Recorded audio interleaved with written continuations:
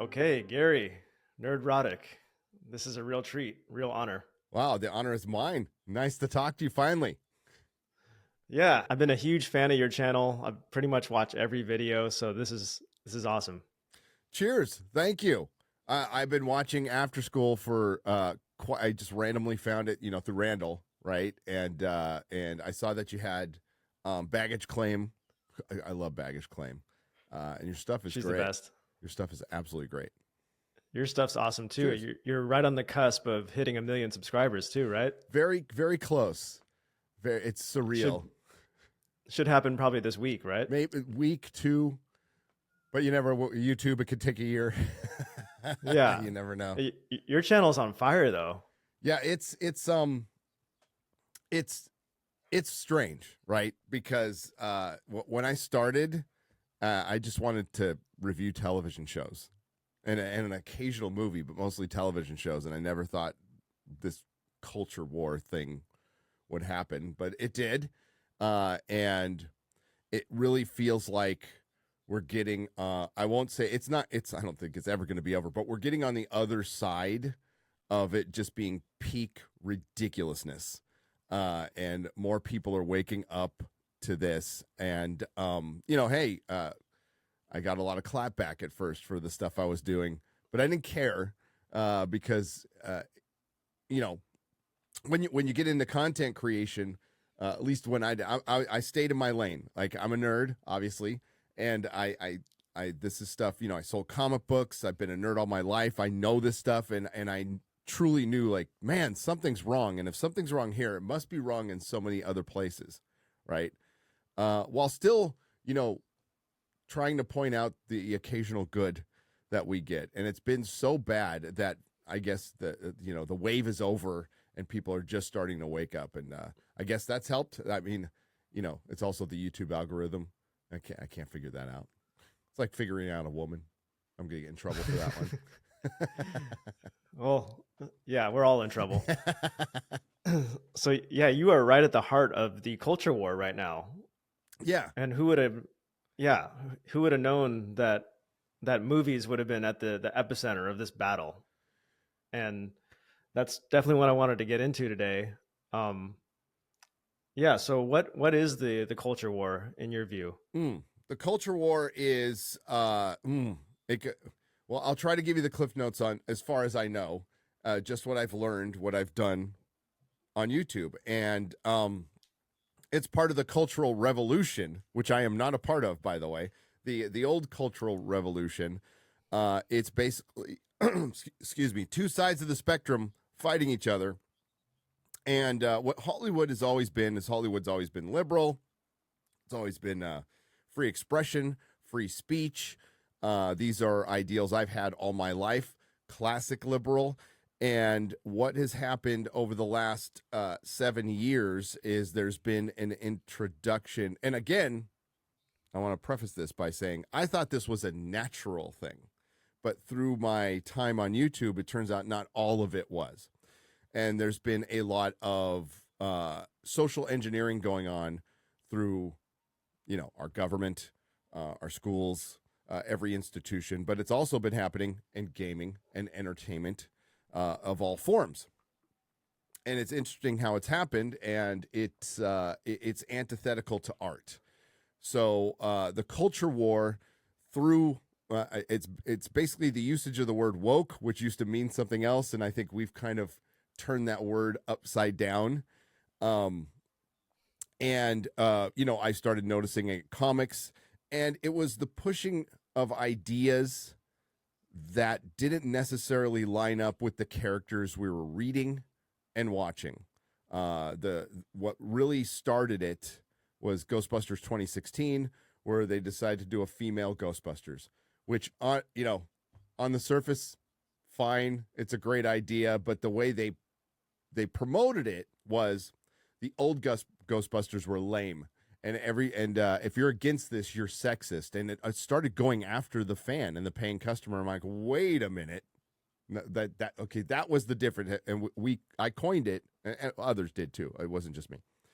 The Ghostbusters 2016 marketing technique, which is basically we're going to make an enemy out of half the fans, because if you don't like this, normally when people didn't like a movie, it would just flop. They would argue over it, and it'd be fine. And the studio generally stayed out of it.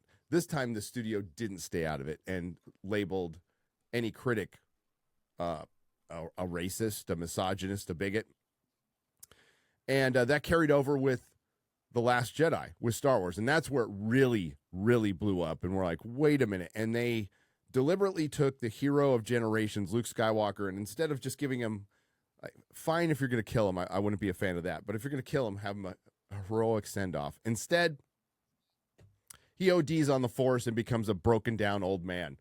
And it was the diminishment of the male character to bring in the new female character. Nobody has a problem with the new female character. It's the diminishment of Han Solo and Luke Skywalker. That's what 99% of the Star Wars fans who were upset had a problem with. Again, the studio and the access media that I call them clapped back and started running with terms like toxic fandom, calling everybody pejoratives, basically.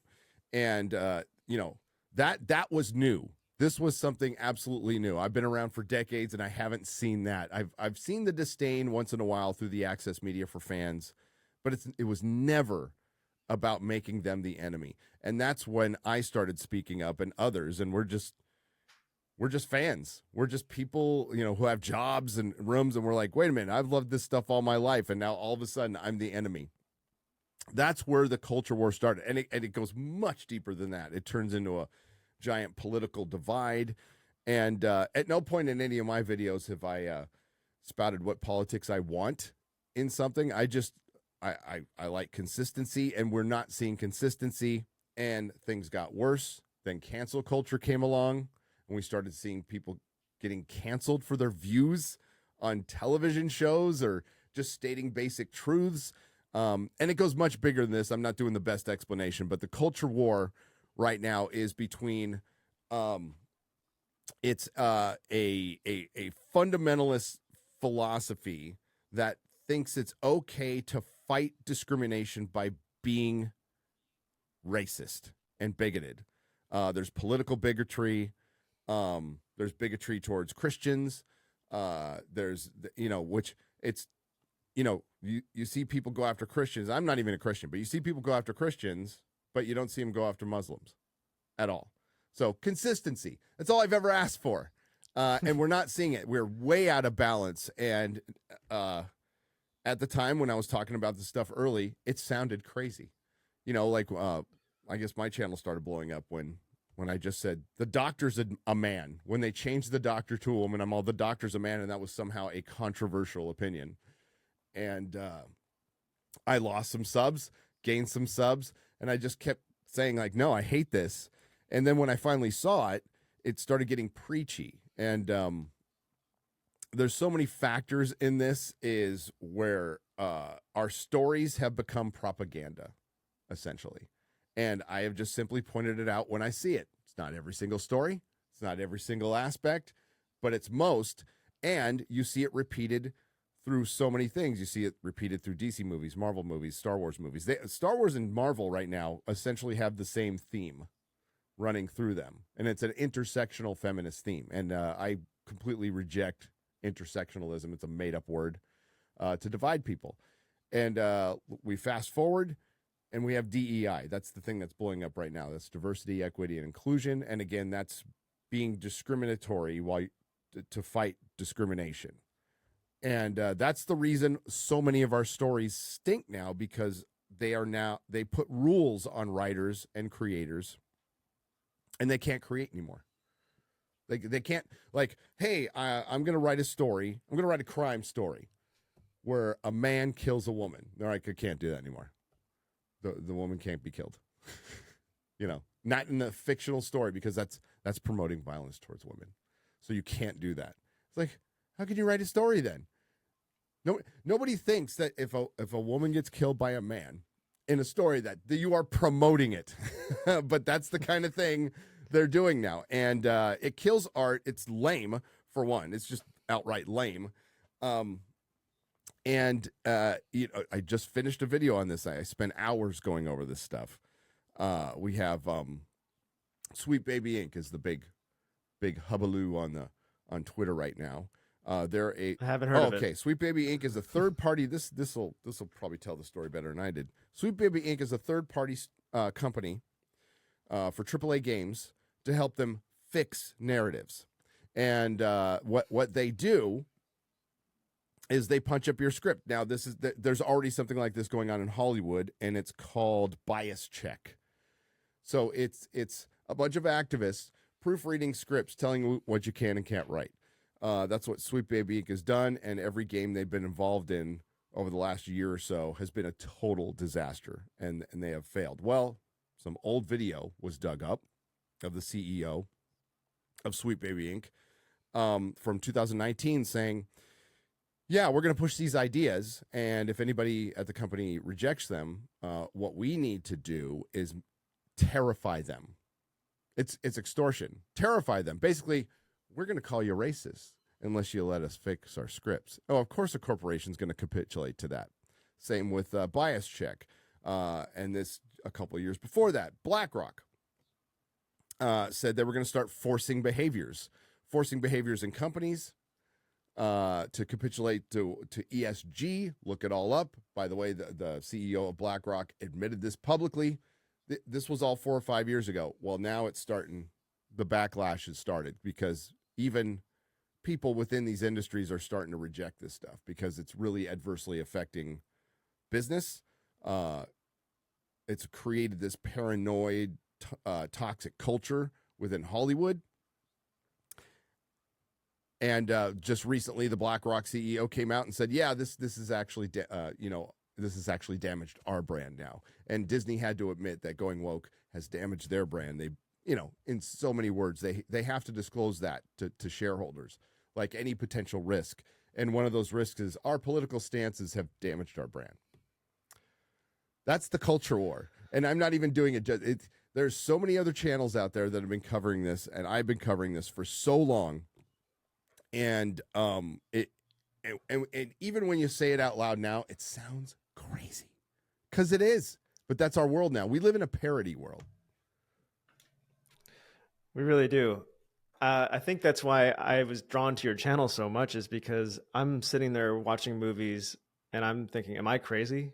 Like, they make you feel, they gaslight you. They make you feel like you're the crazy one for not liking the movie. And then I go and find your channel and I'm like, oh, okay, great. I'm not crazy. There's somebody else that's seeing this downfall of Hollywood and our stories through the same lens, and this ideology, it degrades everything it touches. And that's how we got the Google Gemini debacle we just had. And it's from having a large organization where people are just too afraid to speak up and say the truth. So they all just bury their heads, and nobody wants to be the one that says anything because then they're going to get canceled or fired and they're going to lose their livelihood. So they all just conform, and then you get this ridiculous product that's not accurate. There's a quote I love: in order to tell the truth, you need to be willing to offend. Yes. And we're at a point where we're divorced from reality. We can't tell the truth anymore because we're so afraid of offending somebody. But it's just like, you can't tell stories anymore, right? You can't tell stories. You can't tell jokes.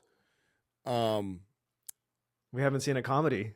Yeah, the first one that hit 200 million in almost 8 years was, I believe, Sydney Sweeney's Anyone But You.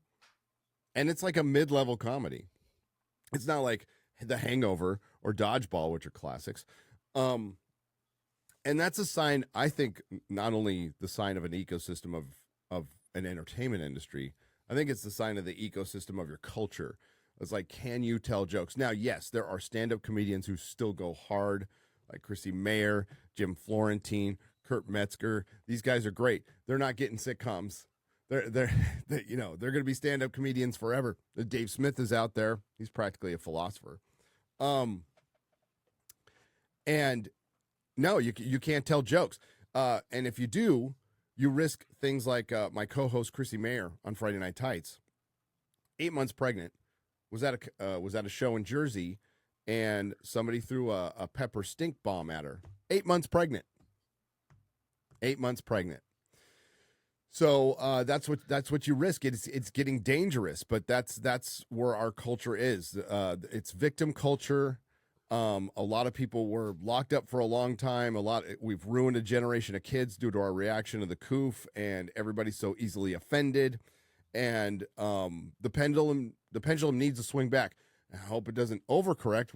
Nobody wants that, but it's doing that right now. People are finally have had enough. They're like, wait a minute. You're telling me 2 + 2 = 5. Screw you. And I don't care who it offends. So you think we've hit the peak? Yes. We have. So maybe it just takes a while for these large corporations to reverse course, because it seems like they're still doubling down. They are. So a giant corporation, especially in Hollywood, they used to not be this giant. They used to, they were still rolling in millions and millions of dollars, but they could pivot pretty quickly, like within a year, maybe in some cases like 6 months. Now, if they want to pivot, it's 3 years because they plan so many things out. So yes, we have, that's actually what my next video is about. We have peak woke Hollywood is over. It is, and it's over with the audience, which is the only people that count. The audience is done with girl bosses. They're done with intersectional feminism. They're done with, just creative bankruptcy and remaking IPs to just bait and switch your legacy character with some new strong female character who doesn't even act like a woman. And people are sick of it. It also doesn't help that they went on strike. I mean, they did this to themselves. It probably could have gone on a little longer, but they went on strike. They shut down because of the coof. That's COVID, by the way. It's YouTube language. I'm just stuck on it because there was a time on YouTube where you couldn't say it. I even still cringed when you said it, because I'm like, oh, now we're in that category. Yeah. We're going to get a label on this video. It usually don't. What I think the algorithm, if I start, if I elaborate, which I'm not going to do, but yeah. But so thanks to all those delays, Hollywood has been out of sync for 4 years. I mean, in 2019, they had $9 billion movies. 9. Pretty good economy in 2019, by the way. Since then, I think they've had 6. Since then, in 4 years. Wow. The box office wasn't truly back until last year, and then they went on strike, delayed everything. So this is another year. So they're going to be going on 4 to 5 years of breaking the habit of going to the movies, and quite frankly, making a bunch of trash. And occasionally, when something good's out, it shows that there's still a market there. Dune's doing really good. Top Gun Maverick did great. I'm not the biggest fan of Barbie, but Barbie was made for a certain crowd, and it did fantastic. Oppenheimer did fantastic. Avatar. Don't ask me to figure out Avatar. I hate those movies, but people love them. Fine. Spider-Man No Way Home, and that's it. Everything else has completely, flopped. Now, again, you can find some gems. The best movie I saw last year wasn't a $1 billion movie. It was Godzilla -1. By far the best movie I saw last year. And I really want to see that. You have to. It's the best movie I've seen in years. I was just in Japan a few days ago, and I was thinking, God, I need to watch that movie. It's fantastic. They really, because Japan hasn't really been hit by the wokeness. No, and that's why for in the comic book industry, the American comic book is pretty much dead, because they went down this woke DEI route like a long time ago, and their industry is in shambles because manga stole all their market share, stole generations of kids. So people complain about kids are always on TikTok and this. They're reading manga, they're watching anime too. So there's the market's still there. You're just not reaching the kids, because what manga and anime are doing is telling stories, what we used to do. They just didn't change. It's a pretty simple answer. So as far as the peak woke Hollywood is concerned, Bob Iger recently came out, and CEO of Disney, and said they've quietly canceled projects. There's multiple op-eds and articles where you were not seeing this even a year ago, from Deadline, Hollywood Reporter, New York Times, stating that Hollywood's done. It's the old way of doing business is over, and they're going to have to radically change And they thought that radical change was going to be streaming, and it wasn't. Streaming ended up being a giant bust, except for Netflix, pretty much. Now, it'll probably work its way out and be something, but the days of spending $200 million on a film like The Marvels are over.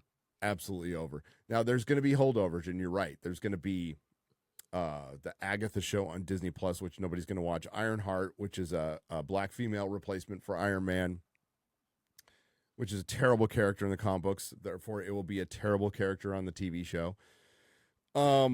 And they've got Captain America sequel with no Captain America. I think everybody's going to watch Deadpool and Wolverine. I think that's pretty safe bet that that's going to do well. But what else do you have this year? Of the major releases this year, all but 4 are a prequel or a sequel to something. Yeah, that was one of my questions. Why is everything a prequel or a sequel or a remake? Because companies are cowards and they don't want to take any risks on new scripts, so they want that built-in audience, right, with the intellectual property. The crazy thing is, like, on paper, that sounds like a pretty good strategy. Hey, you got a built-in audience with Star Trek and Star Wars. Maybe we want to give that audience what they want because we're playing in somebody else's sandbox. You can subvert all the expectations you want and do all the weird stuff you want in an original property, but you go to somebody else's sandbox that was built by fans, and the reason you paid so much money was for those fans. I would say the first thing you don't want to do is piss off those fans. But Amazon did it with Lord of the Rings. Lucasfilm has done it over the last decade with Star Wars. Paramount has done it with what I call Kurtzman Trek. Now the MCU, which was a gold standard for a while, is doing it with their own fans. And they thought they were disposable. They thought this audience is disposable. Oh, they're just bigots. We'll replace them with the modern audience. You don't hear about this modern audience. It doesn't exist. It's the same audience that's always been around. They just like good stories. So, they took this really bold strategy of pissing off the fans that they paid all this money for. They pissed off the fans they paid money for. Makes no sense. Absolutely. And I think Lord of the Rings, this new Rings of Power is probably the best example because I'm a huge Lord of the Rings fan. And the reason why they paid $1 billion for the franchise, for the rights, is because of all the fans, because of how much people love it. And then to just throw everything out the window and then tell the fans that they're these toxic people, you just took that $1 billion and you might as well have just burned it. Yeah.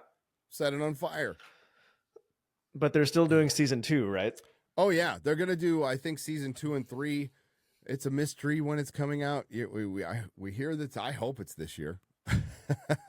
They're probably going to have to just pay Peter Jackson $2 billion to put his name on it again or something. They have another alternate one coming. It's not involved with Amazon because the rights are so messed up with it. So Amazon has rights to the appendices of Lord of the Rings, which is basically it's the appendices. They don't have rights to the story. They don't have the rights to the Silmarillion. Warner Brothers. They paid $1 billion for that little. That's it. There's some good stuff in there, but I don't know how you're gonna get a 5-year series out of this. But especially without the Silmarillion, which is pretty much an expanded version of it's the world of Arda. It's the Middle Earth. So Warner Brothers still has distribution rights for the Lord of the Rings and the Hobbit that they have now basically reaffirmed because they have an anime coming out later this year, The War of the Rohirrim, which actually looks pretty good. And it does have Philippa Boyens involved who co-wrote the Lord of the Rings trilogy and the Hobbit trilogy. So they're going to have some Peter Jackson people involved in that. And it was a way to keep the rights and probably screw over Amazon, and I love it. And season 2's coming out this year. We don't know anything about it. Nothing. Huh. Well, maybe it's a new form of trying to be successful is they make something that's so bad that people watch it. It's like watching a car wreck. You can't look away.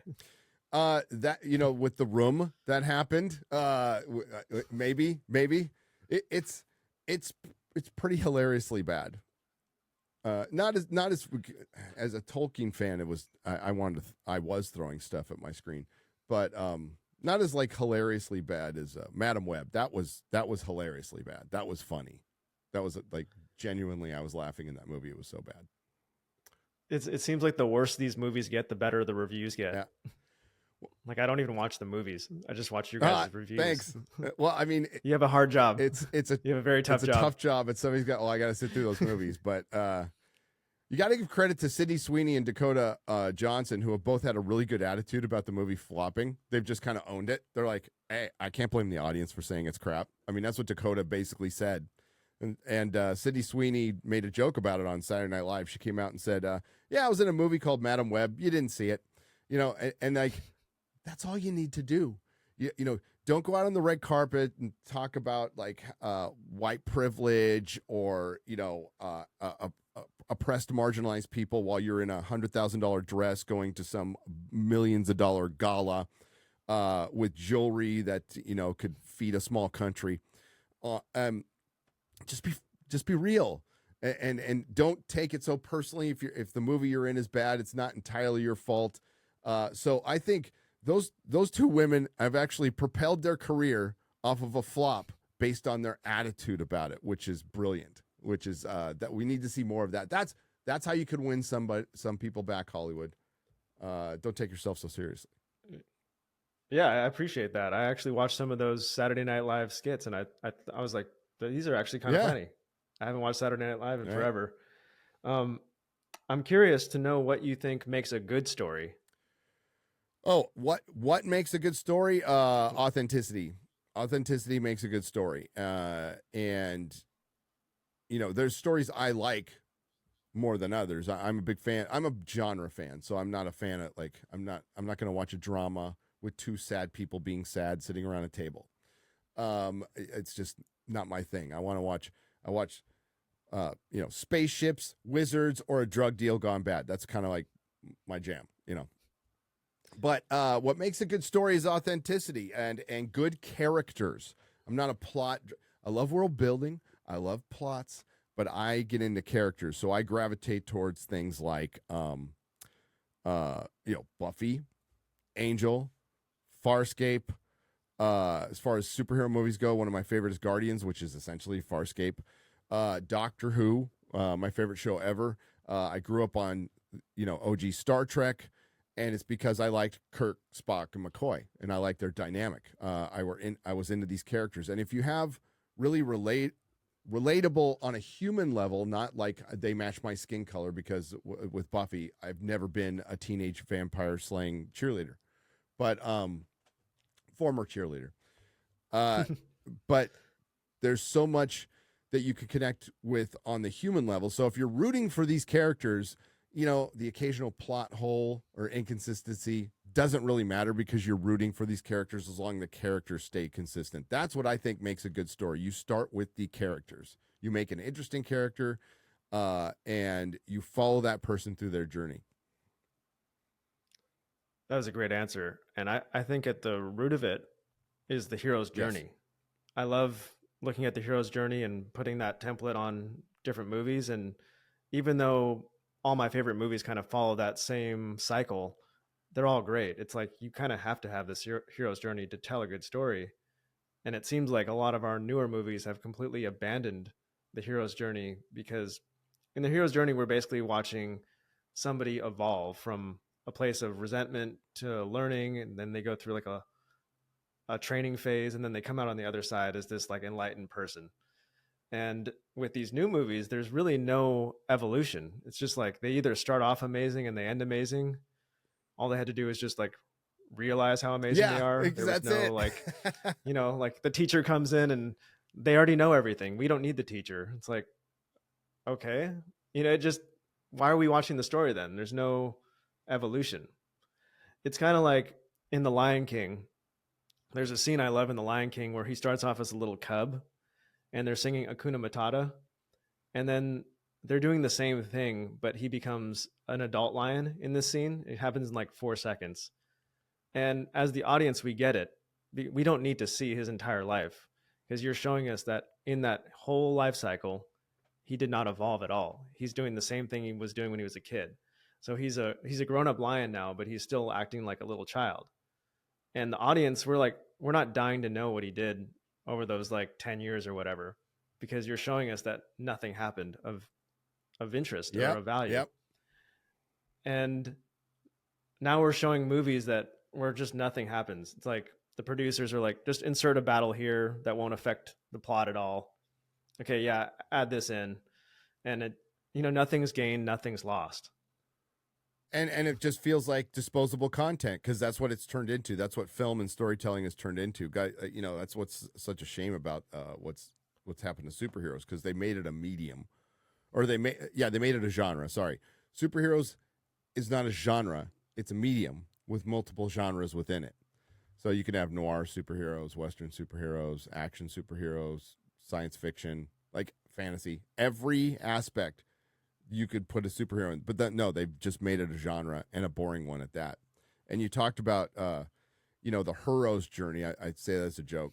Hero comes from the Captain Marvel trailer, when they said she will be our hero, and they capitalized her, so it says hero. And the hero's journey was, hey, she was great all along. She just had to figure it out at the end, that she was being held down by an unjust system. That's boring. There was multiple times you could have made her interesting, and you didn't. And that happens over and over again, because the people involved now absolutely reject the hero's journey. The hero's journey is a tool of the patriarchy. Or you hear some academic gobbledygook like that. Even though we've been telling stories for thousands of years, and this is a craft that has evolved from mythology, from oral traditions, sitting around fires 40,000 years ago. This is where stories came from. They have been around a long freaking time, and they've worked on a basic level for those thousands of years. But recently, a bunch of DEI middle management executives have decided that doesn't work for them anymore, and we're going to tell our stories, about our authentic true selves, and it's all based in narcissism. And you're trying to make something for everyone, which is impossible. And you forgot that, we connect on a human level, even if it's an animated dinosaur or a robot who doesn't talk.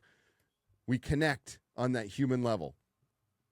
And that's where storytelling has essentially died.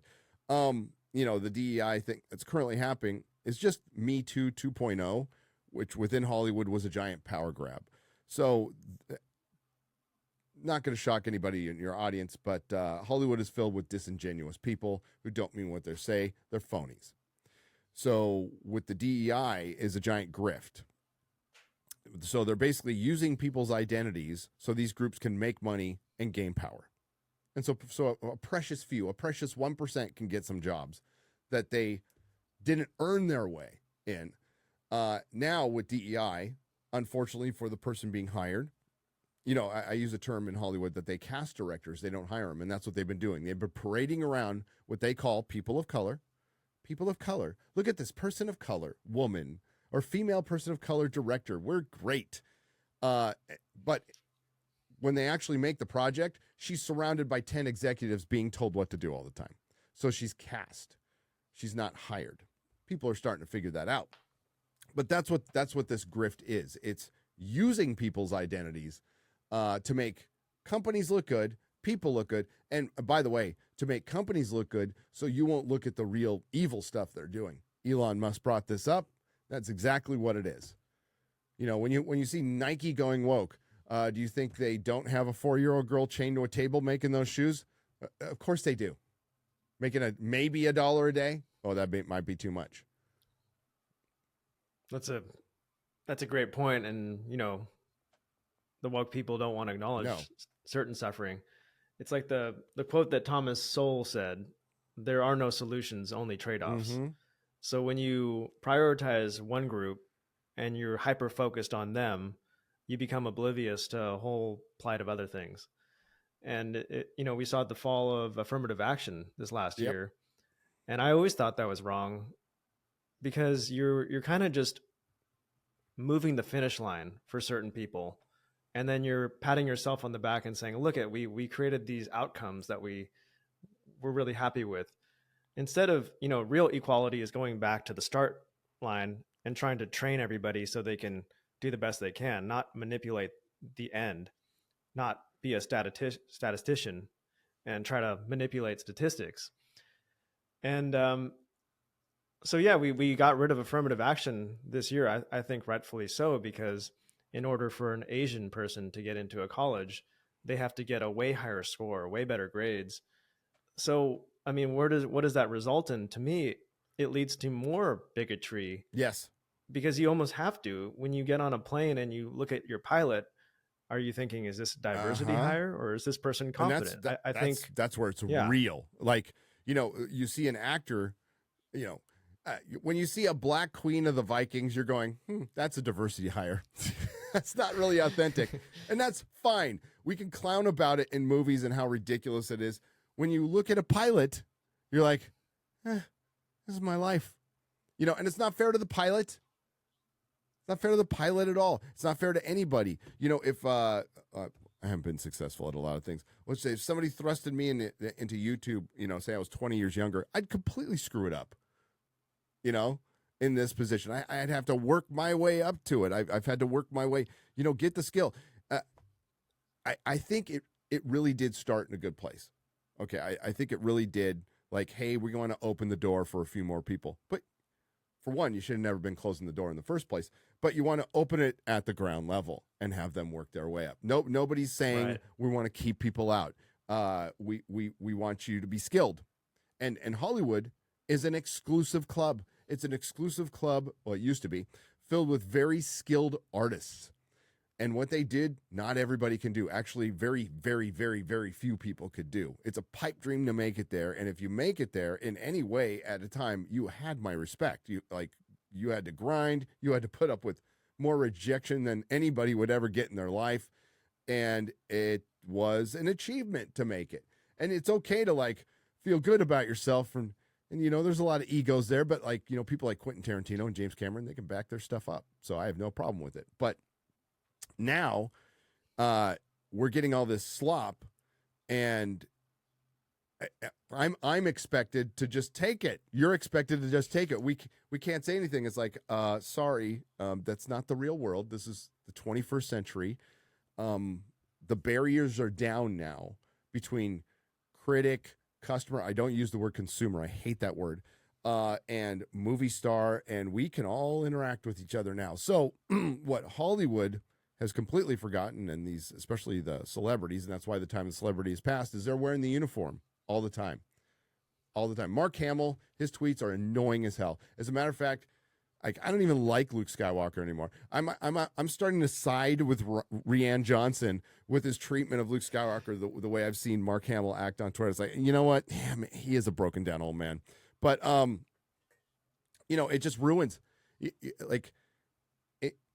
You could still have your political beliefs without potentially pissing off what would be half of your potential audience. It just takes a little bit of restraint and intelligence. And they don't have it. Nobody's saying they have to love one side or the other. Absolutely not. But there's, like I pointed out with Dakota Johnson and Sydney Sweeney, how they dealt with stuff was way more mature than anything Mark Hamill's ever dealt with, who's like twice their age. So that's the new era we're in. And I think with a lot of other content creators and people pushing the envelope out there. I mean, I am tame compared to some other people. People are feeling okay to speak their minds and not worry about repercussions. And listen, you can still get banned off of YouTube. You can still get banned off Instagram, but it's a little harder to get banned off of X, Twitter, which I think is balancing out. And that's all we need is balance. What we're fighting for. Common sense.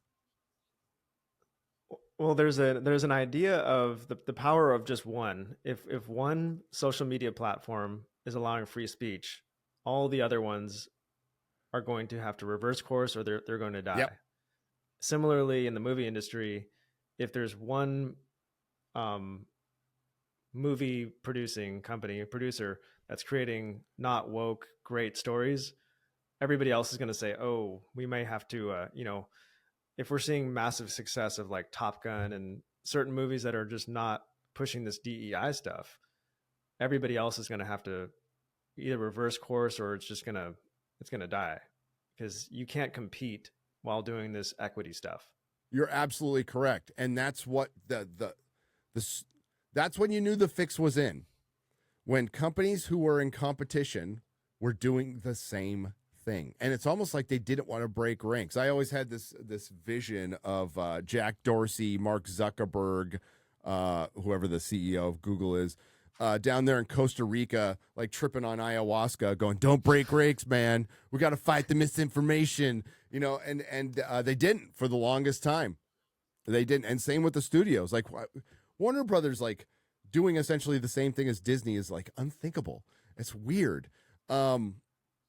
And Twitter broke ranks. And you're right. It did change things. And, Tom Hanks, like right after the coup, releases this really just fun pro-military movie where before the movie, he thanks the audience. He goes, "Hey, just want to thank you for being here. We appreciate you." Tom Cruise, Tom right? Cruise, yeah. Something Yeah. we haven't. The audience has not felt appreciated by Hollywood recently. So whether it was fake or not, it was appreciated, and it was just an effort of like, "Hey, we know it's been a rough time. Thanks for coming to my movie." And I guarantee you that put millions on top of that movie. That automatically, that's the authenticity you're looking for, which is just saying thank you. That's it. And you're right. Once this stuff starts being successful, and we have massive, like it was just last year was the year of the Flopbuster. We have moved past peak woke Hollywood, thank God. But it's going to take some time to money, die, Money talks. Yes. Money talks.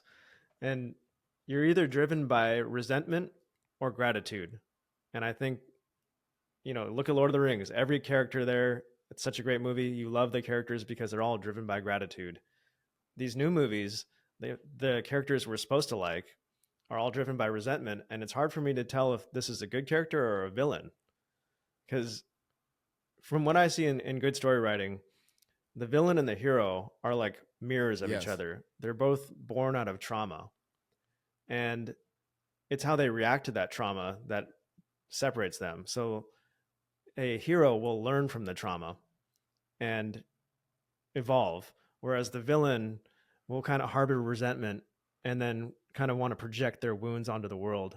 They don't learn in any way, so they become a villain.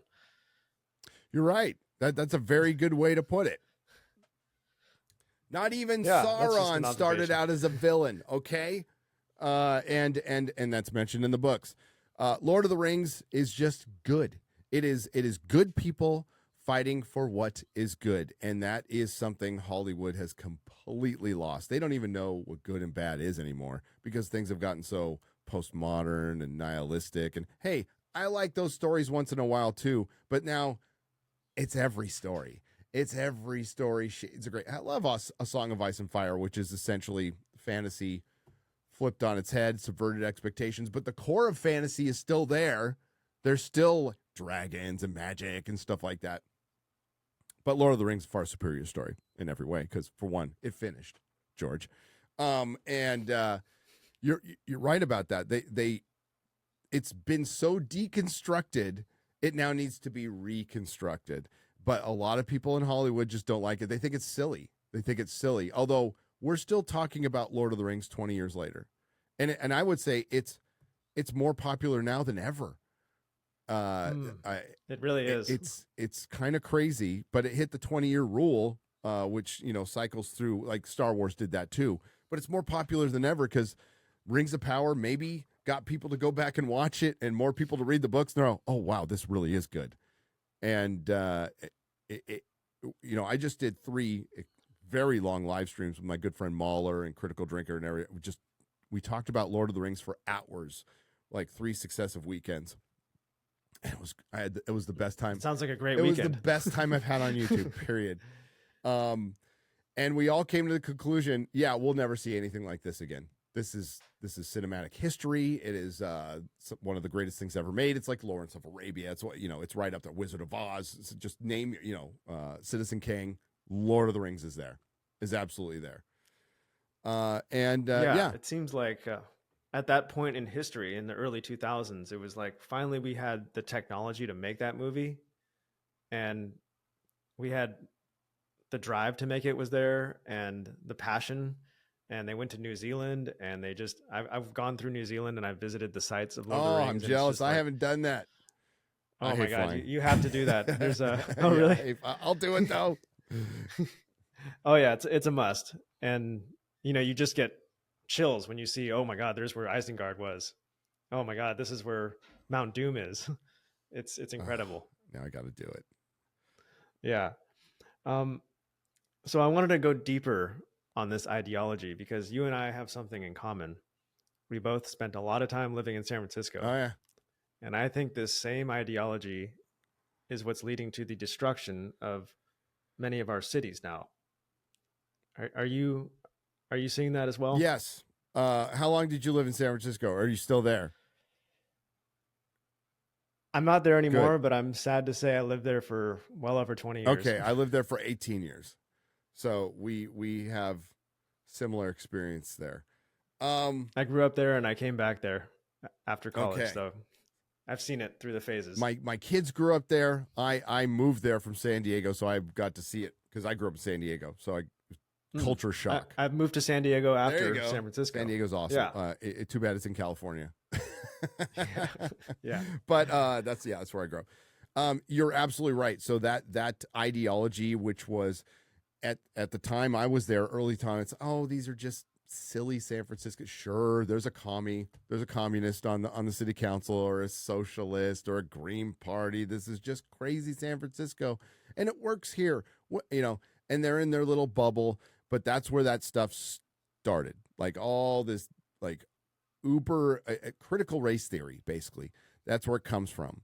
Intersectional feminism, it comes from the academics, but it really was given power in places like San Francisco. San Francisco was like the proving ground, and they started doing crazy stuff. You couldn't defend yourself. I remember a time where a guy broke one of my display cabinets in my comic store. I had my son there. I had customers there, and I picked him up by the seat of his pants and tossed him out the store and told him if he came back in, he was going to get an ass whooping. The cops almost arrested me. Not surprised. Almost arrested me. And if my kid wasn't there, they would have. Wow. But the cop, thank God for this cop, coached me through it. He's all, you felt threatened. You felt your child was threatened, right? I'm all, yes.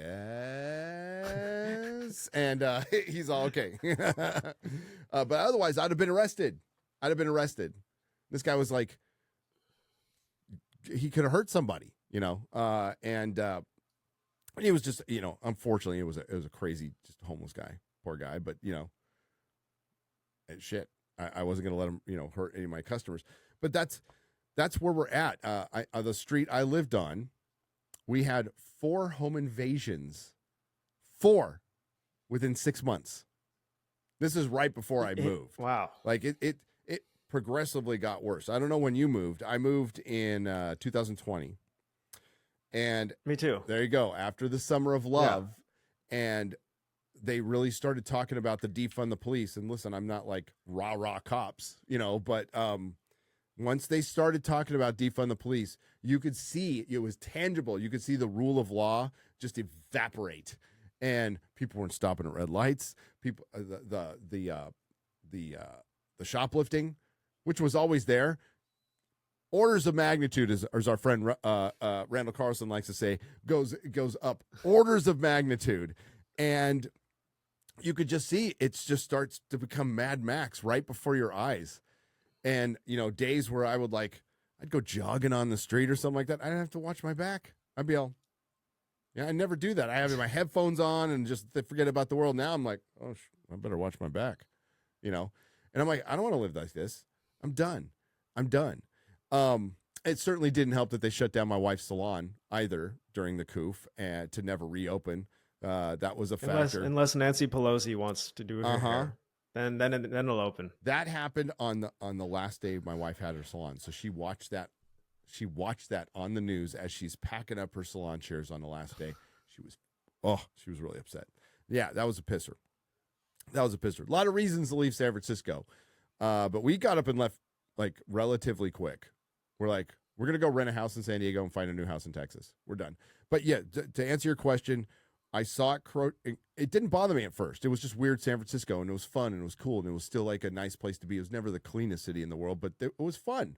Like, you could take your kids places, and you wouldn't be, you wouldn't have, well, you'd have to, depends on where you go, but you'd not have somebody flapping their junk at them or something like that. You know, there used to be fun things to do downtown. I remember going to FAO Schwartz and Virgin Megastore and the Sony Metreon. Remember those days? And then you had, there was just tons of stuff to do. It's all closed. It's all closed now. It's all boarded It's all up. done. Yeah. It's all done. You want to know why? Remember when Mayor London Breed came out and said, well, when we reopen after the coup, we're going to reopen with equity. We're going to favor the people of color over the white people. Oh, Asian businesses too, which there's kind of a lot of in San Francisco. Just want to point out. So yeah, like there were so many factors where we're just like, this place isn't, like, I'm done. This is a failed city, and it's a failed city. Melissa just went back to visit some friends and said it's a ghost town. It's weird. I've never seen San Francisco quiet. So it's severely underreported how empty that city is. Like, I think the numbers will show about 100,000 people have left, and now some people are coming back. But the heart of that city was the downtown, and all those skyscrapers are completely empty. And it's so weird. I walked through a couple of them, and it's just, yeah, it's such a weird feeling to walk on every floor and see like hundreds of cubicles in every direction. They're all empty, and it's the middle of a work week. No, and when you're driving down like Geary and parking's easy, or Clement, and you have no problem finding parking. Now, these are very busy streets, by the way. Clement's the hardest one to find. It's way harder to find parking on Clement. But there's broken glass all down the street. Yep. So I have a story that I can definitely relate to. My car got broken into about 6 times. Yeah. You know, by the 4th time, the guy that comes to fix my window is like, "What are you doing, man?" I'm like, "I'm not getting anything out of this." But one of the times I actually caught the guy that broke into my car, and I didn't kick his ass like you did. I just kind of did a citizen's arrest. He didn't really run away. I think he was really mentally ill. Yeah. He just stood there, and I called the cops, and I was like, "I got the guy right here." And he was like smiling, and I'm like, "You're not going to be smiling in 1 minute." And they got there, they detained him, and then they just let him go. Let him go. Yeah. And I'm like, all right, I probably should have tried to kick his ass. Yeah, I mean, yes. I've had my car broken into multiple times. I sold auto parts. You know, after I was done with the comic store, I sold auto parts. Outside of your basic tune-up parts, you know what part sold the most? The passenger rear window. In the Bay Area, every parts department has a huge stock of passenger rear windows because they're always getting broken. And I lost a $2,000 camera. I ran into my house to pee and left my car running like an idiot. But I was in there for a minute. Walked out, my car was cleaned out. Nobody around. And I like my house, this is in front of my house, and I'm on like this hill, this like San Francisco hill. Oh, where the hell did they go? Damn it, I'm an idiot. So yeah, you just get used to it. You're like, oh, my car got broken into for the 17th time. And like this stuff never happened to me in San Diego, like ever. I'm unloading for Comic-Con one night. It was like 3 a.m. I just got back from San Diego. I got the U-Haul. I'm trying to just get my stuff into the store and worry about it tomorrow. And I have an employee helping me, and we're in there for a couple of minutes, not looking at the trailer. I'm always like kind of looking at the trailer, and then my employee's like, "There's somebody in the back of the trailer like taking stuff out." I'm like, "Oh, no!" So I ran out there, and the guy pulls a knife on me, and I slapped the knife out of his hand because he was a crackhead. He wouldn't even know where to he was so out of it. I slapped the knife out of his hand, kept the knife. He got mad at me because I broke his crack pipe. And I just let him go. I'm like, I didn't even call the cops. I'm just, get the frick out of here, man. They didn't get away with anything. Like when I saw the state of them, I was like, they weren't going to get away with anything. They were just really, really high. Like, wow, look at this trailer, man. But yeah, that becomes normal when you get used to that. Somebody tried to mug my son on a bus. That's the kind of stuff that gives you, like, as a parent, gives you a freaking heart attack. Like, that's, I'm not worried about me, but like my son comes home with that story, I'm like, oh. So I was very happy to get out of there. Because it got worse and worse and worse and worse. And look at it now. And I don't know how they come back. I really don't. Yeah, I don't know how they come back either. I might have London Breed on this podcast though, because I have a connection to her, and apparently she's open to possibly talking. Okay. The connection said, yeah, she'd love to go on a podcast. So who knows? Who knows if she'll actually say something of interest, but I'd love to say a few things to London Breed. Yeah, maybe I should have you on when that happens, because you can probably articulate it better than me. I don't know if it'd be articulate, but well, it seems like what they've done in San Francisco is they've divided, it's like Marxism. They've divided the world into two categories, and they've got oppressors on one side and the oppressed on the other. And if you are a victim, if you're in this oppressed class, you can do no wrong. And if you're an oppressor, we're going to fine you. We're going to regulate you. If you park in a parking spot for 1 minute, we're going to give you the most expensive ticket in the country. But you can smash the windows, you can steal stuff. And if you're in that victim class, we're not going to do anything. We're going to give you a handout. We're going to give you a clean needle. We're going to do everything we can to support you. The world is not, you can't just divide the world neatly into two categories, right? No, absolutely not. And that victim class, by the way, is the entire city. It crosses all economic lines. They all think they're oppressed. They are the oppressed, and Republicans and the rest of the country are the oppressors. So that goes from CEOs to DEI executives to that homeless person on the street. They all think they're fighting the man when they are the man. They are the effing man. So that's the crazy thing about San Francisco. That's the crazy thing about Hollywood too. They all think they're these artist rebels. And it's like, you are part of the machine. You are a cog. You are a cog in that machine. Oh, Rage Against the Machine doesn't even rage against the machine. They are the machine.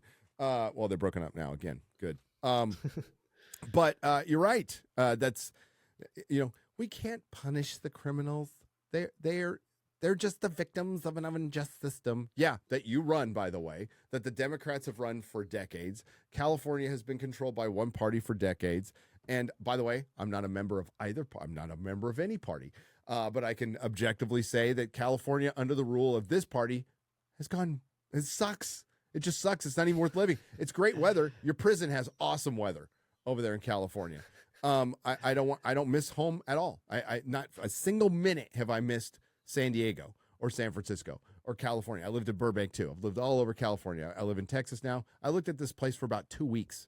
2 weeks. I stumped around Texas and it ain't as pretty as California, but I'm like, man, it's way more free. It's a little hotter. Not as pretty as California. More free. I'll take freedom. Thank you very much. And everything's cheaper. So is Texas not having any of those problems that California is having? Like Austin has them. Cities. Basically, you go to Dallas, you go even here in San Antonio area. There's some wackos in downtown San Antonio.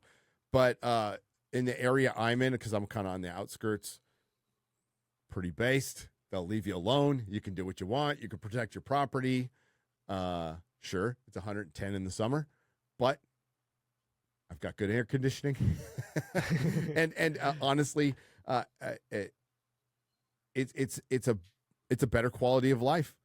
It just is, because you're not dodging homeless people. You're not worried about your car getting broke into. Your freaking neighbors talk to you. It's just it's an entirely different way of living. It's the living I grew up in Southern California, and like suburban Southern California is pretty normal. Living in a sleepy little beach town. It wasn't so sleepy for me, but but yeah, it's something I don't regret at all. Not every Californian is going to like it here. Pot's illegal. There's a lot of churches. There's a lot of guns. There's a hell of a lot of Republicans. But we still have our problem. We got that porous border to the south. It's 150 miles away from me, though. and but the problems. This is a boom town. Like Texas is booming, so it reminds me of San Francisco about 10 years ago. Remember, San Francisco was. Remember, there was nothing but cranes in San Francisco. Remember, 15 years ago, all those skyscrapers weren't there. They weren't there. The Millennial Tower, I call it the Millennial Tower, and a lot of that stuff wasn't there. San Francisco blew up over its second tech revolution, and that's what it's reminding me of here. Every freeway is getting wider. The cities are getting huge now, which is kind of a concern. There's a great potential of Austin and San Antonio turning into megalopolises someday. They're about 100 miles apart, 75, but they're getting huge. And there's like this triangle. So there's Austin. I hate Austin. I don't go into Austin. I hate Austin. Austin is San Francisco of Texas. Austin, San Antonio, Houston. It's not really a triangle, but like Austin and San Antonio are kind of one end of the triangle. Then there's Houston, and then there's Dallas and Fort Worth. And it's happening. It's crazy. A lot of podcasters here. A lot of podcasters came to Texas for some reason. Probably has to do with those taxes, I'm guessing. But yeah, it's cool being here. I hope it doesn't turn into California, which it could. Yeah, you're concerning me because you're saying it's San Francisco 10 years ago. Well, you better, in 10 years, it might be a nightmare. It might be. Austin's already a nightmare. I'm for putting a wall around Austin. So yeah. But I would also say a lot of Californians are probably who came here are like me. Like, I'm not bringing my California policies with me. Like, no way. And I wasn't. Do you get any flack for being from California? California? Yeah, they rib, but I'm like, I'm one of the good ones. And they all say that. No, I'm one of the good ones. I'm not gonna. I am absolutely pro 2A. I'm values wise. I think I line up in a pretty common sense area. Well, we all do, but I think I do, and I wouldn't bring any of that crazy California. I believe in meritocracy. I believe in property ownership. I believe in 2A, less government, a decentralized government. Yeah, I'd say the closest ideology I am is libertarian, but they're still a little crazy. I think they get a little crazy. Yeah, well, I think one of the core differences between the left and the right is the left is always looking to change the system, and that will better the lives of people and lead to less suffering. And the right wants less of a system, and they always put it on the individual. Yes. They say, if you want your life to get better, it's on you. You have free will. You can create your own destiny. Whereas the left is kind of saying you don't have any free will. You're a product of your environment, and everything's kind of determined and cause and effect, Yeah, which is, I mean, we're all products of our environment, and we have free will. It's just we have to internalize that life isn't fair for anybody. There isn't. Sure, yes, and it's across economic lines. Some people are born on third base. They just are. You have to accept that. That's never going to change.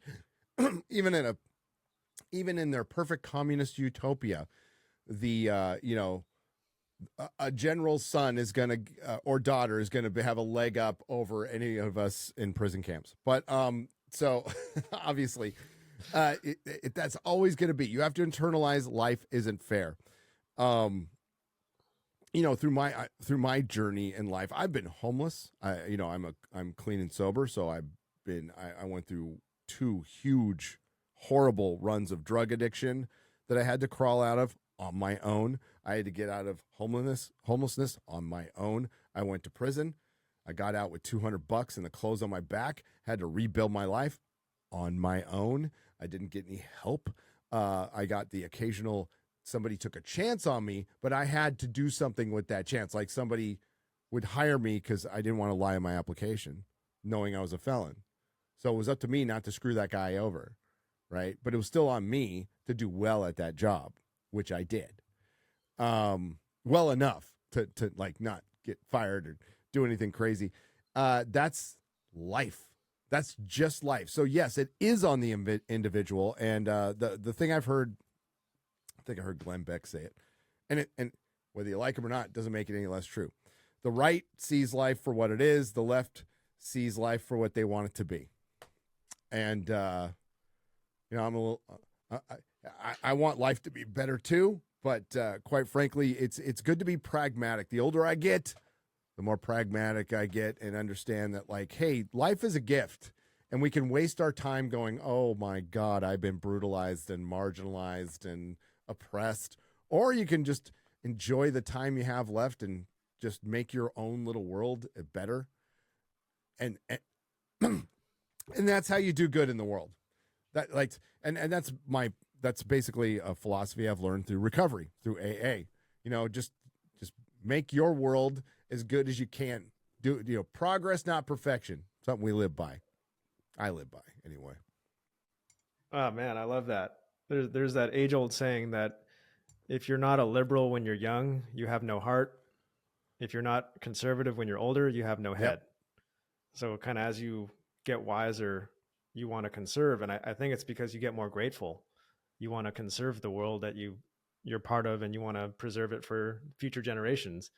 And when you're young, you kind of want to just tear it all down. But Because when it you're seems talking so about, insurmountable. I mean, like, listen to young people. I'll never buy a house. I'll never get. It's like really self-defeatist, and I was there too.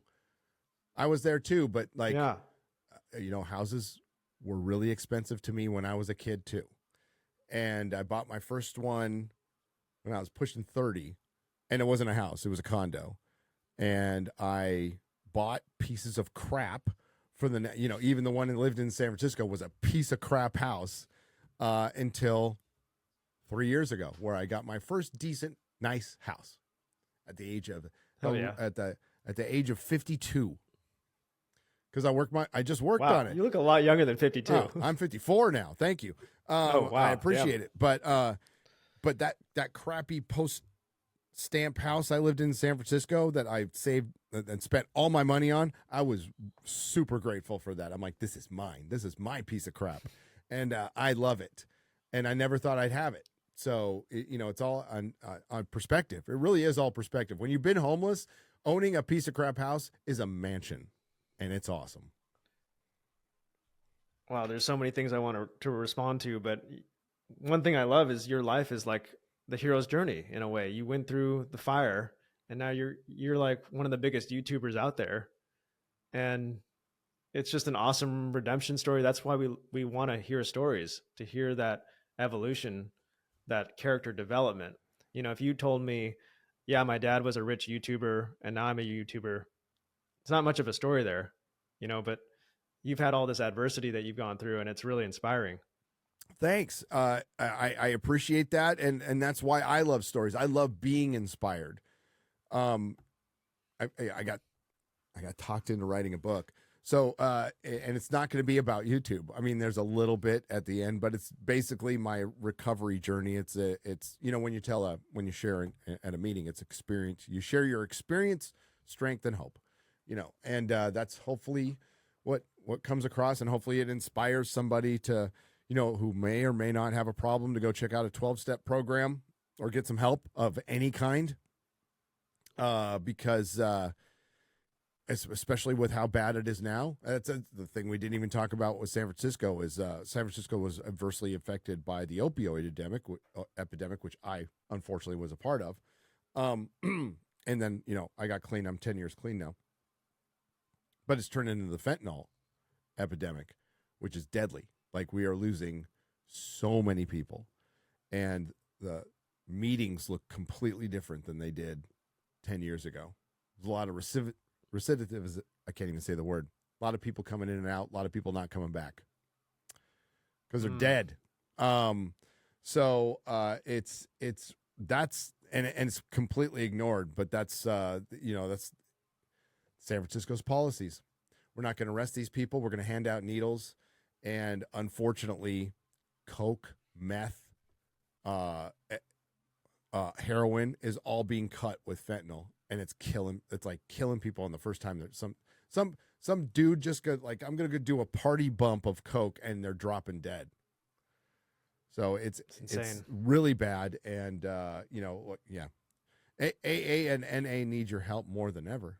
So if you're out there, well, the drugs have changed over the decades. I mean, when we were younger, a drug addict was somebody that smoked weed and maybe did LSD or some mushrooms, and those, you can be a pretty peaceful person doing those things, but now it's like the drugs are so potent and they just take your soul. Yeah. You look at, I've seen videos of Philadelphia, parts of Yes. Philadelphia. There's that Kensington area, and I'm thinking like, is I can't tell the difference between that and like um 28 days, or what's that Oh, movie? 28 days 28 later. days Yeah, it's a later. zombie Yeah, apocalypse. That's exactly what it it, looks it like. looks like the zombie. It looks like it's happened. And So San Francisco has the it's really Tenderloin in extreme. 6th Street. Well, I've heard it's bled just all the way throughout the city now, but the Tenderloin in 6th Street is where the bad stuff used to be. And now, like every American city, Austin looked like that too. You know, Yeah, and it's probably so hard to come back from that level. yes, opioids are incredibly difficult to get off because it's not like getting off pot or speed or coke. I mean, it's annoying for a few days, but you don't get like horribly sick. You get sick, and I can't imagine what it's like on fentanyl. You probably would have to be supervised detox to even just get off it, and then you have to deal with the depression. Then like it is weeks of recovery. So that's in the person's head, and that's like why bother quitting. You know, that's the horrible part about it. Yep. Thanks, Pfizer. Well, yeah, that's another one of the problems with these cities is it's so expensive to live there that a person that makes $100,000 a year is almost poor. Yeah. And for somebody that's living on the street on fentanyl to bridge that gap from being homeless to now renting an apartment, that's such a huge gap to cross. It's almost impossible. No, you're right, and it's almost like the government's just like, hey, let's give them enough so they die. Yeah, and actually, I was working on a script. I never published this video, but I was working on a script about San Francisco. I kind of thought, I'm not going to get too political on After School, but it was about the core values. In order to have a community, people need to agree on certain things, and one of those very core things is that being alive is better than being dead, which seems so obvious. But when you have a lot of people coming to San Francisco that just want to die, like you ask, there's been interviews and they say that San Francisco is not a place to come to recover. It's a place to come to die. And when you have so many people that don't even want to live, you can't even create a common belief system amongst the people. And it leads to nihilism and chaos and disorder, and people can't agree on anything. No. So you're right, and that permeates through the city. That was even there when I first got there. Is the general, like every place has a pulse and a personality, and the general personality of San Francisco is they hate America, and they think they're better, and they're really affluent, even if they weren't affluent, and for such a democratic town, it felt really automatic because I grew up basically a blue collar guy. Like that's where I worked. Didn't feel very friendly to the blue collar guy at all. And some places like, but the artsy places were cool. They're the ones that were cool that are gone. Just the stoners and the weird old hippies.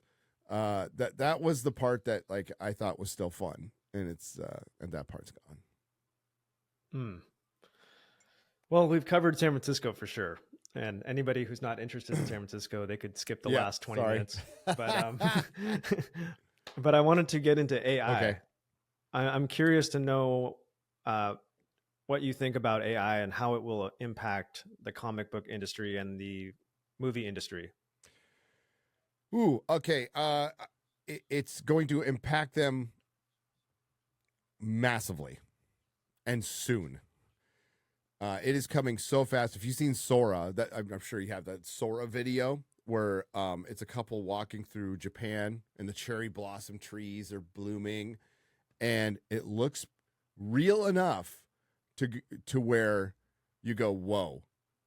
I mean, there's videos out there of Will Smith eating spaghetti, AI ones, and they look terrible and like the stuff of nightmares, and they're just 2 years old, and how much better they are now. You're like, oh wow. So I think it's a tool. Excuse me. it's a artistic tool that, if embraced properly by talented people, it will advance comic books. It will and it depends on the customer. It will advance video games for sure, and special effects. Those a lot of people are about to lose their jobs. Lot of devs, a lot of CG animators are about to lose their jobs overnight. I'd say within the next 3 to 5 years, those jobs will be completely gutted because you won't need them. You won't need as many. And more importantly, you and I can use this stuff. And if you have any artistic talent, you can start making your own anime, your own cartoon. You could do whatever. So it opens the door and it busts down all the barriers and it busts down all the gates. That's why Hollywood was freaking out. They were just trying to prolong the inevitable. I think it'll help comics or hurt comics first. Because, artists have been using light tables in comic books. They use light tables. They used Photoshop. They use assets. They paint over porn stars. This is something they've done forever. This even cuts Photoshop out. So as revolutionary as Photoshop was, this is 1,000 times more revolutionary. So an artist can drop a 3D model, and then the AI could just do the damn comic. And there's going to be a point where you don't notice. Now, I love authenticity. I love real art. I love pen to paper, but it doesn't really matter if you like AI or not. I mean, I don't think it's great for society, but it's here. And you ask me if it's going to impact it immediately. And it's going to completely change the industry. And it's going to also open it up for a lot of independent people. So there's good and bad, like with everything human. And I think it affects Hollywood with jobs, with just lots of jobs. Lots of jobs will be lost. But would it change the meaning of the content to you if you knew that, like imagine if Lord of the Rings was created in 2 seconds with AI? Would that change the meaning? Oh, it would. And I don't think it could. I don't think AI's there yet. I just don't. But someday it might be. Yeah. As far as writing is concerned, yeah, I would say I'm more of a fan of it when it comes to, like, if you're going to do CG and build a world and effects, I'm fine with it. As far as writing is concerned, that's where I'm going to have my hard line. It's like, it's got to be a human, because as advanced as AI is, we don't know what consciousness is. We don't know. And I still think there's a part of a human that can know that there's passion. There's an authenticity with passion. You can definitely hear it in music, but I think you can hear it in a story too. And I don't think a machine can mimic that, and I don't think it ever will, because we're talking about the singularity at that point. And if a machine can write Tolkien, then we're in trouble. Then the robots are coming to kill us all. I think we're along. I mean, I've used Gemini and I've used Chat GPT just for a joke, and way off. Still, we got a long way to go. But will it get there someday? Whew. It would be tough to mimic heart and soul. Yeah, well, if we get to the point where a machine is writing Tolkien, then I guess that machine is more human than we are. Yeah, I mean, it is now higher on the food chain. But is it conscious?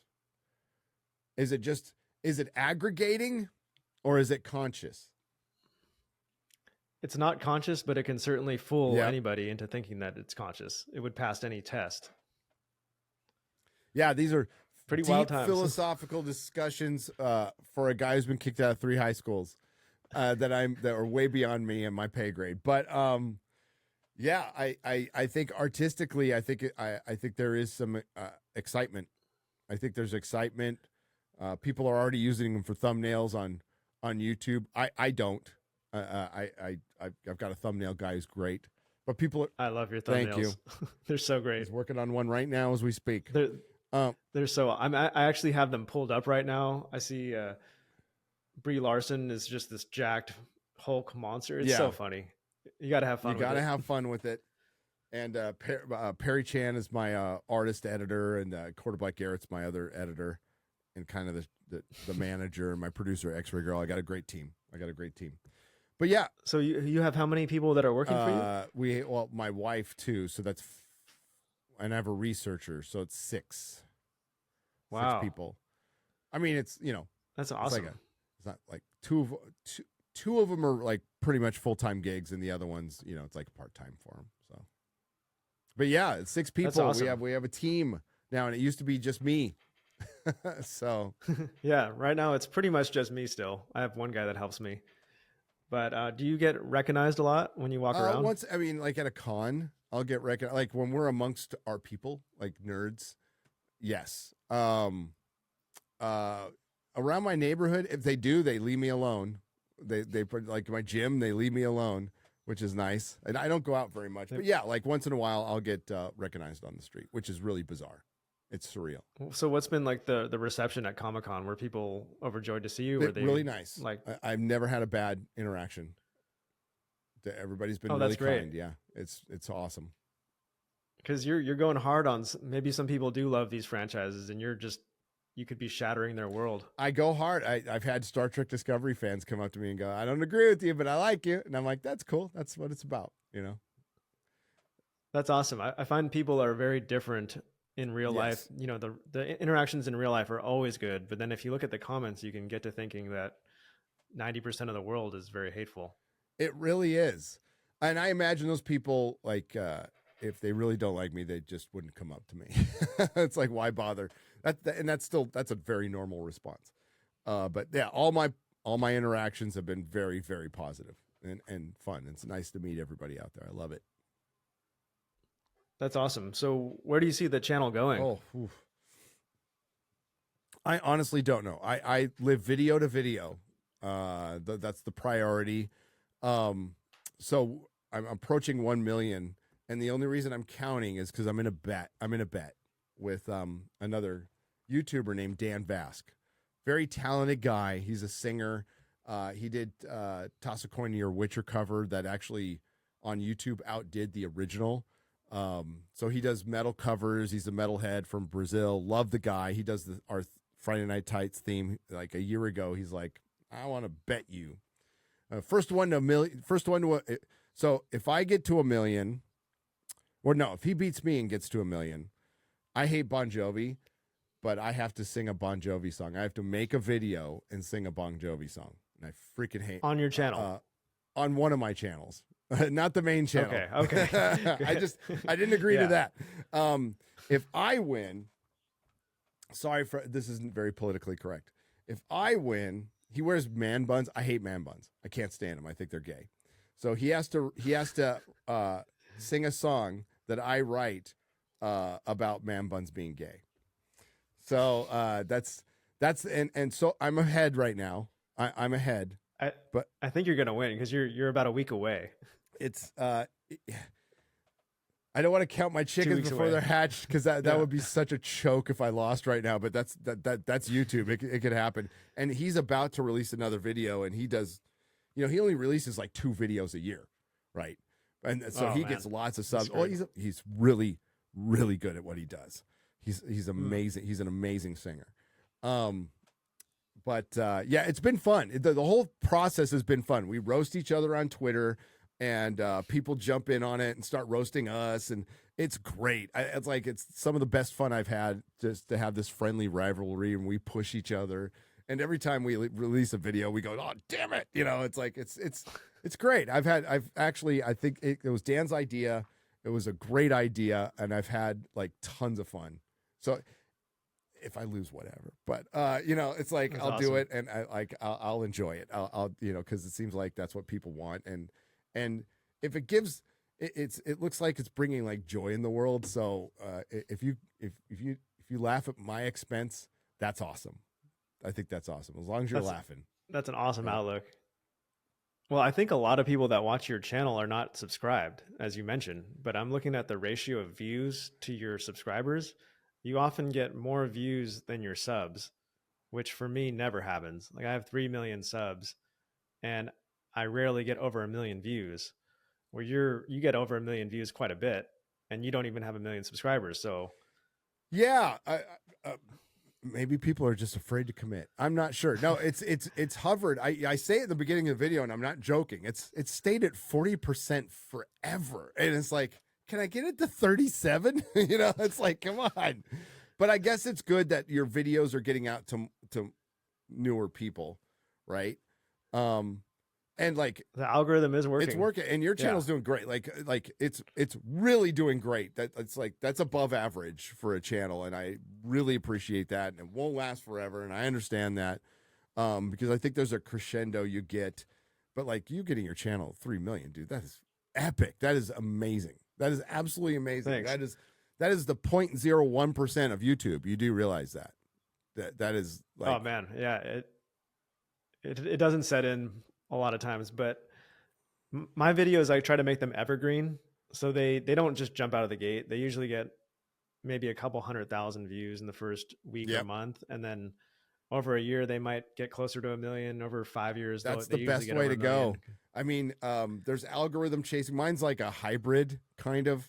You know, my stuff dies out after a week, unless I'm making this one evergreen, and then it performs the exact same way. You're right. Like it kind of, then it just like my top 5 stuff.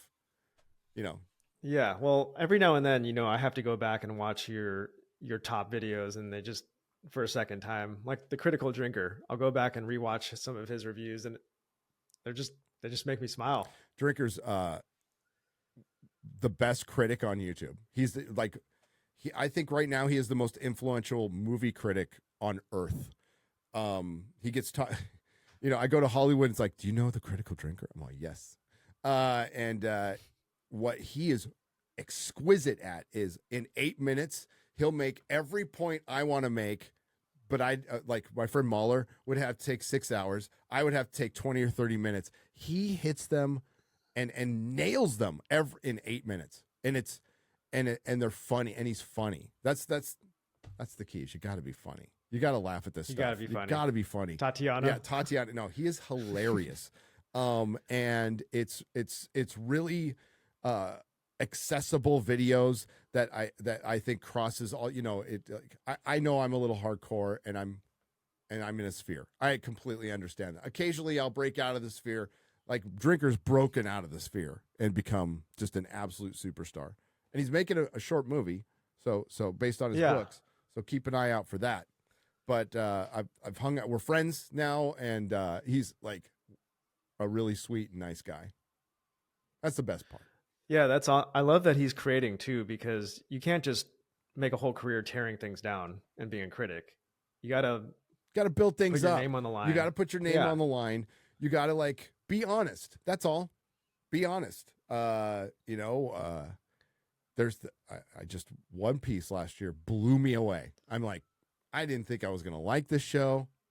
It's silly anime and manga, and I was on vacation, and I watched this show, and then I was with a bunch of other people for Friday Night Tights, and we all got hooked in on we were staying at the same house, and we wouldn't leave because we were watching One Piece. So they're still good out there. We want to share it. That's what nerds want to do. We want to share what's good, but it's not like if things were normal bad. Like Madam Web, that's a normal bad movie. That's actually a normal bad movie. That's that's like the trash we used to get in the early 2000s. You make fun of it, you move on. Yeah, that's funny. Yeah. Like Catwoman. We clown Catwoman. But when it's not normal bad, like the Marvels, like Echo. Echo is a joke. Echo is a joke. Echo is you could argue that in 10 years' time, if the world gets back to normal, people look back at Echo and go, man, that was like the most racist thing I've ever seen. And you'd have to watch it for context, but it's terrible. And that's the bad we're talking about. And it's all part of the fortification and the social engineering and all this weirdness that's going on that is finally being rejected. Right. And you're right. It helps when you just make something good, and that delegitimizes everything else. It's like, oh, Dune doing pretty good. That's a normal movie. It's a pretty good movie. I don't know if you've seen it yet. I think, yeah. I haven't seen Dune, and I haven't seen Echo. Don't see Echo. I'll leave that to you. I've watched your reviews on it. The reviews are far better than the actual Dune's show. not for everyone, but it's like a very well made film, like a real film. It's pretty hard to get me or people out of their couches, off their couches, and into a theater. I mean, like, I went to the movies recently. I saw Napoleon. That was the last movie I saw. The movie theater was not that nice. The popcorn was like $15. What? It was dirty. There was like gum. The floor was sticky. The screen was like barely bigger than my screen at home, my TV at home. Yeah, yeah. So I'm kind of like, all right, we just paid $20 each. We could have gotten HBO Max or Netflix for like 2 months for this price. Exactly. And yeah, it wasn't that great. We couldn't even be on our phones. No, I know. Yeah. There's so much, like, that's why I rewatch older stuff so I can like do some work. Well, I'll watch Farscape or something like that. Yeah, I've seen this episode 100 times, so I can still do some work. I'm with you on that one. But that's another thing Hollywood has to compete against is itself, right? With all this access to movies, for one, it takes away their novelty, so it makes them disposable. And that's the one thing Hollywood's going to have to face with streaming, because the music industry's had to do this, the publishing industry, comics, everybody has to deal with it. It doesn't kill the industry. It makes it less important, makes it more disposable. Like, music industry's still around, but who are the big bands selling out stadiums? Remember, well, I don't know how old you are, but there used to be 10 bands that were new and young that could sell out stadiums. Now it's Taylor Swift and who? Ed Sheeran. And then, like, in Vegas, like, U2 is selling out. Like, these are ancient, old bands. Like, music isn't as culturally important as it used to be. It's not interesting either. It used to do, remember, there's like super groups doing concept albums and all this stuff, and that's all gone because because the market went somewhere else. They went to video games. And social media. So they're going to have to deal with that. Like publishing, the ebook didn't kill the book, but it made it smaller. There's not as many bookstores as there used to be, but there's still bookstores, and that's good. And I think that's where Hollywood will have to find itself. It'll have to contract. Because now it's competing directly with us. Yep. Right. And it's difficult to compete with YouTubers. Like, I heard this statistic that 90% of content that's consumed was created on that day that it was consumed. Or it comes out on that day. So it's just like, yes, an insane faucet of content is just being sludged out. If you're counting the streaming, that obviously happens that day. And then there's, the bite size, content creators who are a bunch of them are my friends, like Jeremy from The Quartering, Jeremy from Geeks and Gamers, Ryan Kinnell, who can record multiple videos in a day and release them in a day, which I could never, ever, ever do. There is a talent to that, a massive talent. Takes me a day or two, and then it releases. It's like a 3-day process. Well, I'm envious of you guys because it takes me 2 weeks to create a 10-minute animation. But your animation is freaking awesome. That is like Thanks, so man. Brilliant. That Randall one. I mean, that means a lot coming from you. Dude, it is so cool. I was watching your Dave Chappelle one the other day. That was great.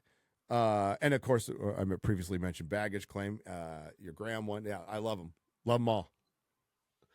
Thanks. That's another thing we have in common is we were really into ancient civilizations and these theories on what happened in the Ice Age. Oh, yeah. And Younger Dryas. That's how we got connected. I just had Ben from Uncharted X Great on. guy, by the way. Fantastic human being. I've had Randall on. I was supposed to have Graham on this month, but we moved it to May.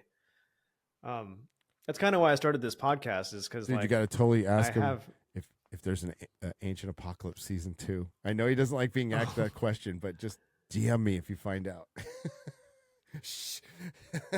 I should ask him that. Yeah, he got a lot of backlash. For tons, tons, which means like he needs to make it. I hope there's no problem, and I hope they're making one because they need to do, because that got it so many normies. That show hooked in so many normies. It's like, we need a season 2. It has to happen. He just hit the tip of the iceberg with that show. Well, what's wild is he's been banned from a lot of the main sites, so he can't even go to Egypt. That's unbelievable. Yeah, because they, he's so famous now. When they see him coming, they know that okay, here's the guy that tries to like deconstruct our narrative, or yeah. So he's been banned from quite a Yeah, few Serpent sites. Mound, he got banned. Serpent Mound in America. You know what? I would. He's got to start like going in disguise. He's got to be like James O'Keefe of Ancient Civilizations and just start sneaking into these places, with Yeah, disguises on or something. That would be. I think that'd be great. Yeah, it yeah. sucks. And Randall Carlson. Randall Carlson's the best. I can't. I want to talk to him someday. I really do. Have you? You got to go on one of his trips. They're the funnest thing. I'm sure he does a lot of trips in I think he had one around Texas. Yeah, he's got one coming. It's just a matter of like, can I take 2 weeks off of and the answer is yes. I'm gonna do one later this year.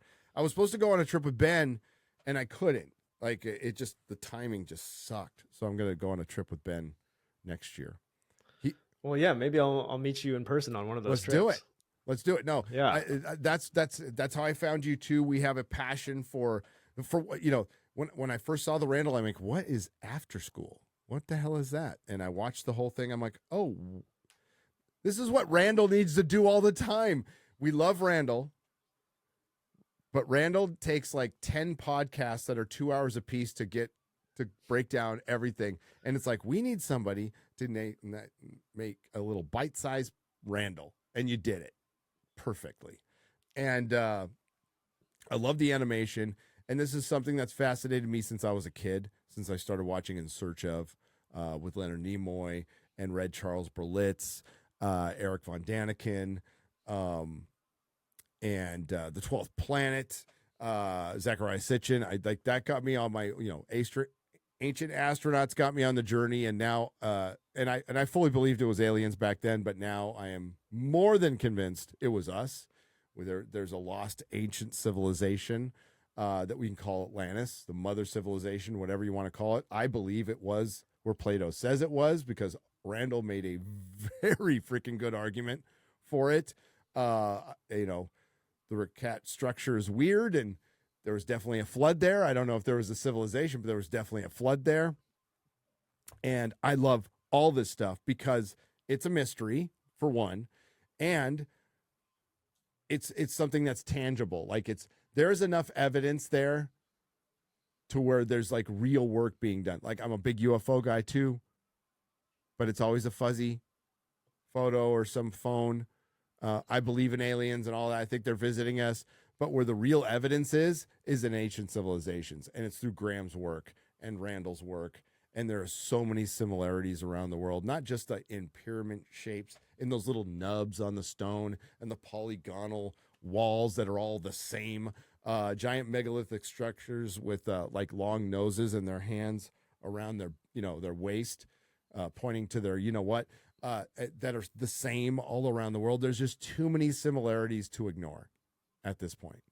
I think our civilization goes back way further than anybody knows. I think a lot of the stuff like Malta, I think Malta is as old as Göbekli Tepe. I know they can't say it. What? I know Graham can't say it, but I'll say it because I think all this stuff is way older than like Malta's believed to be like 6 or 7,000 years old. I think it's 12,000 years old easily. I don't know what Malta is. Malta is a small island off of Greece where they have, which before Göbekli Tepe was believed to be the oldest stone structures built by man. They also have a hypogeum, giant, limestone blocks, temples orientated to the stars of that time. That's why. But some of the work they have done has already shown that these things are probably 10,000 years old. Take a look at Malta. So it's a little island, and it's got like I might be. I'm just going off the top of my head. I think it's 9 structures, probably a lot more. There's Gigantia. There's look into Malta. It's fascinating. So you see Malta, you see Sacsayhuaman in South America. I think that's easily that giant wall, those terraces. Don't think those are 12,000 years old. The Maya didn't build those at all. Parts of Egypt, and Graham has broken this down, that parts of Egypt are ancient, absolutely ancient. Ben Ben has found some weird stuff, some like his vase, right? So they found Those vases are they wild. are wild because those were found in pre-dynastic graves, and all the other stuff that with the body was pretty much of its time. It's pretty much hunter-gatherer-ish, the technology at the time. But then you find this vase, which is like science fiction. And I know he believes that like this is an heirloom of some kind, that like this is something of value that comes from, let's just say, Atlantis. We'll say this vase was, and you got to watch his videos, like how precise the measurements are and how impossible this thing is to make even now. So yeah, go to Uncharted X and watch his videos on it. It's insane. So there is tangible evidence that there was definitely something going on before the Younger Dryas as far as civilization was concerned. And it's fascinating. I love it. Right. I never thought I'd be this excited about a vase before, but I went with Ben, and we got to access these really deep chambers under the Step Pyramid. And it's kind of a lesser visited pyramid in Egypt. And down there, you can actually pick up these vases. There's shards of them everywhere, and you can measure them and shine a. They're so thin that when you shine a light, it goes through them. They're translucent, and they look like pottery, but they're not. They're all made out of stone. They're made out of a stone, a single stone. Stone, yeah, and it's just perfectly thin all the way around, and it's perfectly symmetrical. And once you realize that it's not pottery, then it starts to blow your mind. Yeah, you're like, what the hell? And when Ben did his presentation at the Cosmic Summit last year, and I do believe that's online on his channel. I cannot recommend it enough. Ben's a rock star, like Ben's a rising star, like as far as researcher, because his research is so good, right? You know, like there's Jimmy from Bright Insight, and I think he brings a lot of eyes to this, and I think he's good with this bite-sized stuff. But Ben, is like I like. He's probably the next generation. He is the next generation. Yeah. And he was like, wasn't he just like an IT guy, and he got into this? Yeah. You know. He was also in the Bay Area. Yes, he was.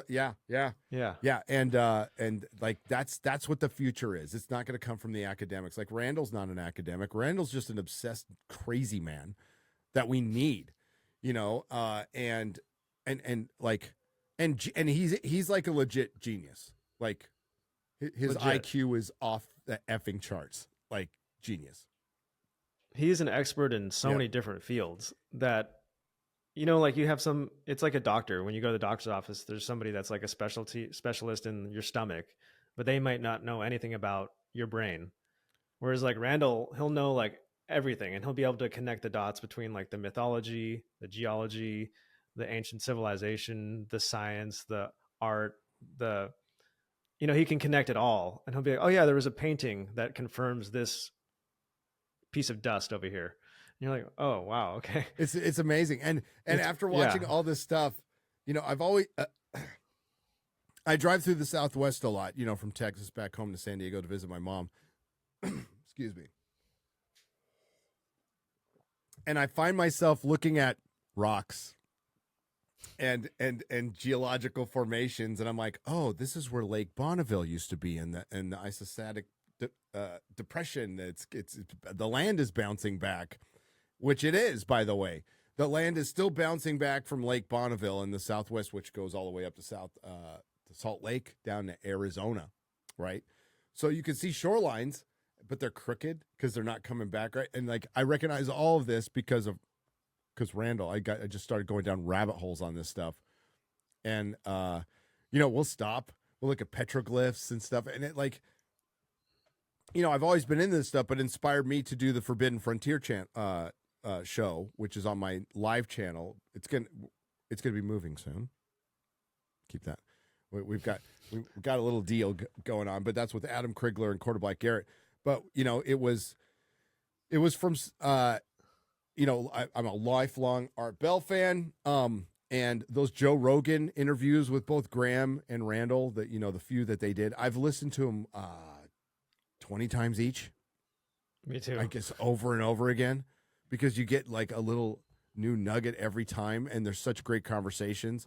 And I know like that's where it's like, you know, it went from Art Bell, Ancient Aliens, however you feel about that show, that got people curious about our ancient past and the mysteries of our ancient past. And then Joe Rogan with Randall and Graham. You know, Graham's books have been out there. I knew Graham because of Art Bell, and I read those books back then. But then, you know, Gobekli Tepe gets discovered, and then the comet, the impact. Well, it's hypothesis at this point. The impact hypothesis and the Younger Dryas, and now it looks like, yeah, there was a flood. There was most definitely a flood, and it killed a lot of people, and it might have destroyed a civilization. And oh yeah, the world's oceans were 400 feet lower than they are now, which is a lot of coastline, and there was a lot of upheaval. It was 1,000 years of hell. Continents were on fire. I mean, that's insane. You know, it makes your butt pucker up a little bit when you hear some of the stories from Randall. Of there's one in Graham's book where they find a mammoth a fresh killed mammoth that has that soot layer over it, right? And Graham and the archaeologist. This is in America before. Graham and the archaeologist like pontificate on what possibly. They go, well, what if? So it was clear that the Clovis people who had hunted that thing cut off a leg and they ran off to probably go cook it. But they never made it back. Something happened between the time they killed the mammoth, cut off the leg, and walked away. So they hypothesized that there was an airburst right above it. That killed everything. And then the archaeologists like, yeah, well, here's what it would happen if there was an airburst right above you. The meteor would come in and literally punch a hole in our atmosphere. So there'd be a bubble of absolute zero. So you'd freeze. But then the meteor would blow up in the air, and then you would burn, and then you would die. Like in quick succession. Jeez. You got to read in the book. And I'm like, oh, crap. You know, it's like a disaster novel. And then, you know, Randall talking about there's 1,000-foot wave going across the Midwest, orders of magnitude, pulverizing everything. You know, it's like horrifying to hear, but you're like, oh my God, this happened. You go look at the Western United States, it got messed up. It's pretty clear. It's pretty clear. Yeah, all you have to do is look at Google Earth, and you can see something massive swept across not just North America, but also the Sahara too. You can, you know, it looks like if you go to the beach and you see a wave come in and then it goes out, you see the little ripples. Yep. You see that on a massive scale from the bird's eye view of like Google Earth and also from like a drone. Yeah, and you could see those ripples in Australia, the Sahara, the prairie of the famous prairie shots from Montana on the Joe Rogan show. And once you know what to look for, the chevrons too of tsunamis, once you know what to look for, and if you're bored like I did, and you go on Google Earth and you just start going like through Madagascar where he did, and you go to Western Australia, Eastern Australia, you'll see massive tsunamis hit those places. Massive. Like they go in 30, 40 miles, you'll see chevrons going in. Wow. Yeah, like huge tsunamis hit Australia and Madagascar. And you could see it in other places too, like the Channel Islands. I can't remember which name it was. You could see the chevrons on one of the Channel Islands that's above Catalina. Yeah, if you know what to look for, man, those chevrons are everywhere, which means there was massive tsunamis, obviously earthquakes, possibly asteroids. Randall at the time with the one with Madagascar was talking about the asteroid that probably hit 5,000 years ago in the Indian Ocean. That caused a lot of damage. But yeah, it's fascinating. This stuff is absolutely fascinating. And it's also a little terrifying to know that, you know, enjoy your life because a big rock could fall from the sky and end everything.